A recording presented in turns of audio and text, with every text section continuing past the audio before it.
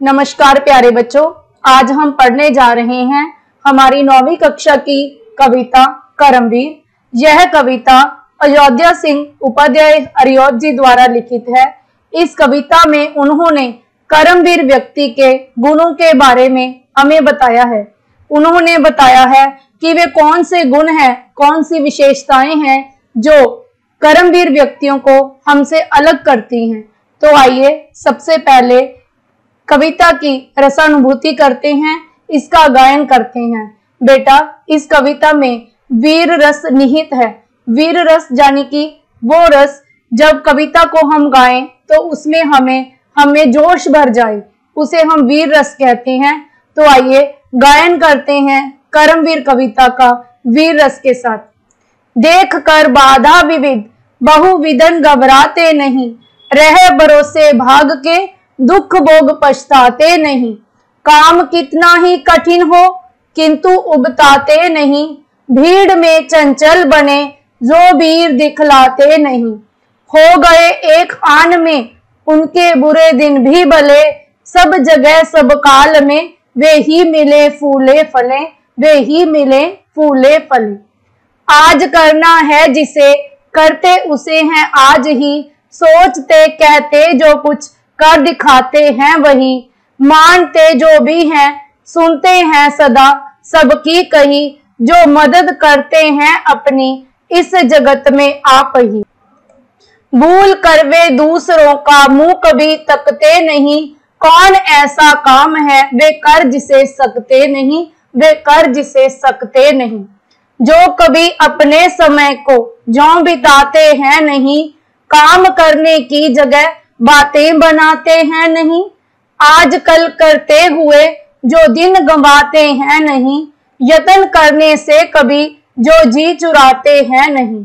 बात है वह कौन सी जो होती नहीं उनके लिए, बेनमूना आप बन जाते हैं औरों के लिए। व्योम को छूते हुए दुर्गम पहाड़ों के शिखर, बेगने जंगल जहां रहता है तम आठों पहर। गरजते जल राशि की उठती हुई ऊंची लहर, आग की बहदायनी फैली दिशाओं में लपट। ये कंपा सकती कभी जिसके कलेजे को नहीं, भूल कर भी बैन कहीं नहीं, नाकाम रहता है कहीं, नाकाम रहता है कहीं। तो प्यारे बच्चों, आइए अब इसकी प्रसंग सहित व्याख्या देख लेते हैं। सबसे पहले बात करते हैं प्रसंग की। तो आप क्या लिखोगे? जो भी आपको, चाहे ये पंक्तियां दी गई हो प्रथम पद्यांश की, चाहे द्वितीय की, चाहे तृतीय की, किसी भी पद्यांश की कोई भी पंक्तियां आपसे पूछी जाए तो आप ये लिखोगे कि ये पंक्तियां हमारी हिंदी की पाठ्य पुस्तक में संकलित कविता करमवीर में से ली गई हैं। सीधे सीधे आपको कविता का रेफरेंस देना है कि ये कहाँ से कविता, जो पंक्तियां हैं कौन सी कविता से ली गई हैं। उसके पश्चात आपको उसके राइटर के बारे में, उसके पोएट के बारे में बताना है।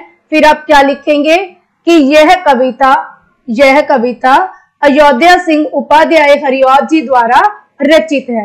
तो बेटा खास बात का ख्याल रखें कि जब भी आपने पद्यांश लिखना है सबसे पहले कविता, फिर कवि का नाम अवश्य लिखें, क्योंकि आपकी कक्षा थोड़ी बड़ी है तो आपने पद्यांश में थोड़ा कविता का भी विवरण देना है। तो आप क्या कहोगे? ये पंक्तियां हमारी हिंदी की पाठ्य पुस्तक में संकलित कविता करमवीर में से ली गई हैं। इसके रचयिता अयोध्या सिंह उपाध्याय हरिऔध जी हैं। इस कविता में उन्होंने करमवीर व्यक्ति के गुणों पर प्रकाश डाला है। बेटा जब पूरी की पूरी कविता में उन्होंने करमवीर व्यक्ति की चर्चा की है, तो चाहे कोई भी पद्यांश आपको आ जाए तो आपने सेम ही जो प्रसंग है वो लिखना है।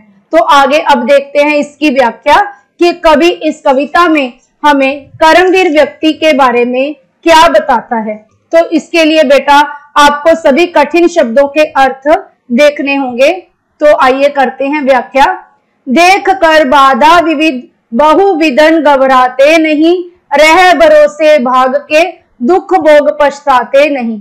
कवि कहता है कि जो करमवीर व्यक्ति हैं वो बाधा यानी कि रुकावट, विविध यानी कि विभिन्न प्रकार की, बहु यानी कि अनेक, विघ्न फिर रुकावट। तो कवि कहता है कि जो कर्मवीर व्यक्ति होते हैं वे विभिन्न प्रकार की अनेक रुकावटों को देखकर भी कभी घबराते नहीं हैं, यानी कि धैर्य नहीं छोड़ते। रह भरोसे भाग के दुख भोग पछताते नहीं। वे कभी भी अपने भाग्य के किस्मत के भरोसे रहकर दुख नहीं भोगते और उन्हें पछताना नहीं पड़ता, क्योंकि पछताता वही है जो दुख भोगता है। वो सोचता है कि मैंने अच्छा कार्य क्यों नहीं किया, मुझे सुख मिलता, लेकिन ऐसा उसी को प्रतीत होता है जो भाग्य के भरोसे बैठा देखता रहता है कि कब अच्छे दिन आएंगे और कब मेरी किस्मत में सुख होगा।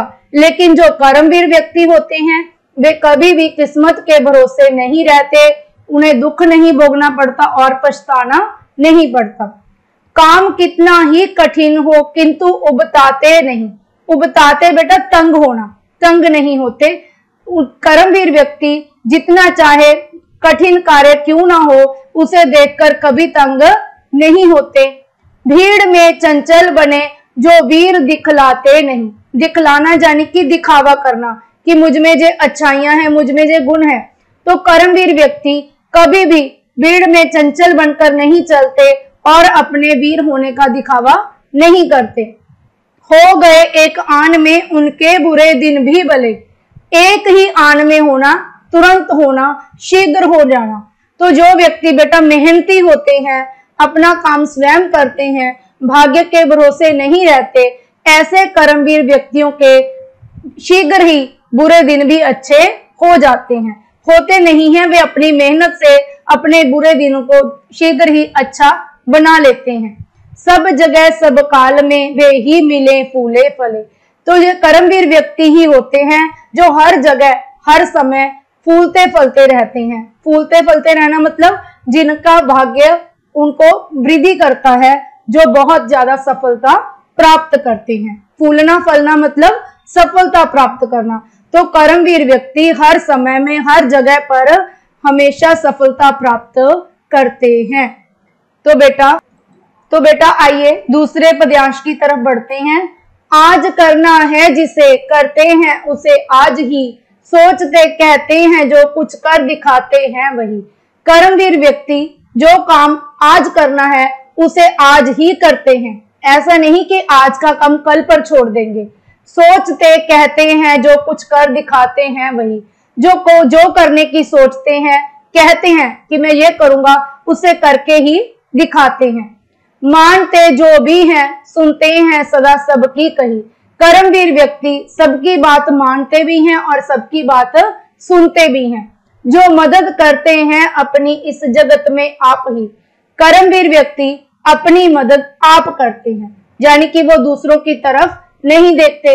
बेटा एक प्रसिद्ध बात भी है, कथनी भी है कि जो अपनी मदद आप करता है परमात्मा भी उसकी मदद करते हैं। तो कर्मवीर व्यक्ति अपनी मदद आप करते हैं, इसलिए परमात्मा भी उनका सहारा बनता है। भूल कर वे दूसरों का मुंह कभी तकते नहीं। वे कभी भूल से भी दूसरों की तरफ नहीं देखते कि कोई आएगा और उनकी मदद करेगा। बेटा दूसरों का मुंह ताकना यानी कि दूसरों के सहारे की अपेक्षा करना। कौन ऐसा काम है वे कर जिसे सकते नहीं। तो आगे कवि कहता है कि ऐसा कौन सा कार्य है, ऐसा कौन सा काम है जिसे वे ना कर सके। यानी कि कर्मवीर व्यक्ति के लिए कोई भी काम असंभव नहीं है। जो कभी अपने समय को यूं बताते हैं नहीं। कर्मवीर व्यक्ति अपने समय को कभी भी यूं ही व्यर्थ में नहीं गंवाते। काम करने की जगह बातें बनाते हैं नहीं। वे कभी भी काम की जगह जो अपना अमूल्य समय है उसे बातें बनाने में व्यतीत नहीं करते। यानी कि काम के समय वे काम ही करते हैं, मन लगा के करते हैं। आज कल करते हुए जो दिन गंवाते हैं नहीं। वो कभी भी काम में टाल मटोल नहीं करते। आजकल करना बेटा टाल मटोल करना, आनाकानी करना कि आज का काम कल करेंगे, कल का परसों करेंगे। तो कर्मवीर व्यक्ति ऐसे नहीं होते। वो किसी भी काम में आनाकानी नहीं करके अपना दिन नहीं गंवाते, समय व्यर्थ नहीं करते। यत्न करने से कभी जो जी चुराते हैं नहीं। वो कभी भी कोशिश करने से, यत्न यानी कि कोशिश, प्रयास करने से कभी भी जी नहीं चुराते। बात है वह कौन सी जो होती नहीं उनके लिए, वे नमूना आप बन जाते हैं औरों के लिए। ऐसी कौन सी बात है जो उनके लिए असंभव हो, यानी कि उनके लिए कुछ भी, कोई भी बात असंभव नहीं होती और वे इतनी मेहनत करके दूसरों के लिए, औरों के लिए क्या बन जाते हैं? नमूना, उदाहरण, आदर्श। बेटा हमारी जिंदगी में भी हम क्या करते हैं? किसी न किसी को देखकर जो हमें भाता है उसे अपना आदर्श स्थापित कर लेते हैं, उसके जैसा बनने की कोशिश करते हैं। इसी प्रकार जो कर्मवीर व्यक्ति होते हैं वो खुद दूसरों के लिए आदर्श बन के सामने आते हैं।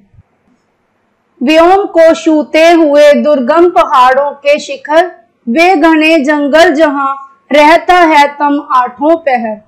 इन पंक्तियों में कवि हमें बताता है कि जो कर्मवीर व्यक्ति होते हैं वो कठिन से कठिन जो परिस्थितियां हैं उनका भी बड़ी वीरता से सामना करते हैं। वे इन परिस्थितियों का जिक्र करते हुए हमें बताते हैं, व्योम को छूते हुए दुर्गम पहाड़ों के शिखर, कि चाहे उनके सामने व्योम जाने की आकाश, दुर्गम जाने की कठिन, शिखर जाने की चोटियां, कि जो कर्मवीर व्यक्ति होते हैं वो आकाश को छूते हुए यानी कि इतने ऊंचे ऊंचे कठिन पहाड़ों की चोटियों तक भी पहुंच जाते हैं। वे घने जंगल जहां रहता है तम आठों पहर। जो कर्मवीर व्यक्ति होते हैं वे घने से घने जंगल जहां पर आठों पहर अंधेरा ही छाया रहता है, तम मतलब अंधेरा, वे ऐसे जंगलों को भी हंसते हुए आसानी से पार कर जाते हैं। गर्जते जल राशि की उठती हुई ऊंची लहर, उनके सामने चाहे गर्जते मतलब भयंकर आवाज पैदा करते हुए जल की ऊंची ऊंची लहरें भी क्यों ना आ जाए, वे उनका भी वीरता से सामना करते हैं। आग की बहदायनी फैली दिशाओं में लपट, उनके सामने चाहे आग की बहदायनी मतलब भय पैदा करने वाली, डराने वाली जो लपटें हैं वो चाहे चारों दिशाओं में फैली हो, वे फिर भी उससे घबराते नहीं। यानी कि जो चारों परिस्थितियां, चाहे उनके सामने ऊंचे पर्वत हों, घने जंगल हों, चाहे पानी की ऊंची ऊंची लहरें हों, चाहे आग की लपटें हों, ये कंपा सकती कभी जिसके कलेजे को नहीं। ऐसी भी परिस्थितियां जिसके कलेजे को कंपा नहीं सकती, जिसमें डर पैदा नहीं कर सकती, भय पैदा नहीं कर सकती, भूल कर भी वह कभी नहीं नाकाम रहता है कहीं। ऐसे कर्मवीर व्यक्ति कभी भी भूल से भी असफल नहीं होते। कहने का भाव, जो कर्मवीर व्यक्ति ऐसी परिस्थितियों से नहीं घबराते वे हमेशा कामयाब होते हैं, सफल होते हैं। तो बच्चों मुझे आशा है कि आप इस कविता का अर्थ भली भांति समझ गए होंगे। इस कविता से आगे हम करेंगे इसके एक एक अंक वाले प्रश्नोत्तर जो आमतौर पर आपके एग्जाम में आपसे पूछे जाते हैं। तो बच्चों हमारा पहला प्रश्न है, जीवन में बाधाओं को देखकर वीर पुरुष क्या करते हैं? जीवन में बाधाओं को देखकर वीर पुरुष घबराते नहीं हैं बल्कि कठिन से कठिन काम भी कर लेते हैं। दूसरा प्रश्न, कठिन से कठिन काम के प्रति कर्मवीर व्यक्ति का दृष्टिकोण कैसा होता है? तो बेटा हमने कविता में पढ़ा था, काम कितना भी कठिन हो लेकिन उबताते नहीं। तो कठिन से कठिन कार्य करते हुए भी कर्मवीर व्यक्ति उकताते यानी कि तंग नहीं होते। सच्चे कर्मवीर व्यक्ति समय का सदुपयोग किस प्रकार करते हैं? सच्चे कर्मवीर व्यक्ति आज का काम आज करके समय का सदुपयोग करते हैं। वे व्यर्थ की बातों में अपना समय नहीं गंवाते। नेक्स्ट प्रश्न है बेटा, मुश्किल काम करके वे दूसरों के लिए क्या बन जाते हैं? मुश्किल काम करके वे दूसरों के लिए आदर्श बन जाते हैं। हमारा लास्ट प्रश्न है, कवि ने कर्मवीर व्यक्ति के कौन कौन से गुण इस कविता में बताए गए हैं? तो उत्तर है, कवि ने कर्मवीर व्यक्ति को परिश्रमी, निडर, समय पर काम करने वाला, कठिन से कठिन स्थिति का सामना करने वाला तथा सहायता स्वयं करके सफल होने वाला बताया है। तो बच्चों, मुझे उम्मीद है कि आप इस लेसन को अच्छे से समझ गए होंगे। अगर आपको वाकई में यह पाठ अच्छा लगा तो मेरी वीडियो को लाइक करें, शेयर करें और मेरे चैनल को सब्सक्राइब करना ना भूलें। बेल आइकन प्रेस करें ताकि आने वाले लेसन्स के वीडियो भी आप तक पहुंचते रहें। बहुत बहुत धन्यवाद।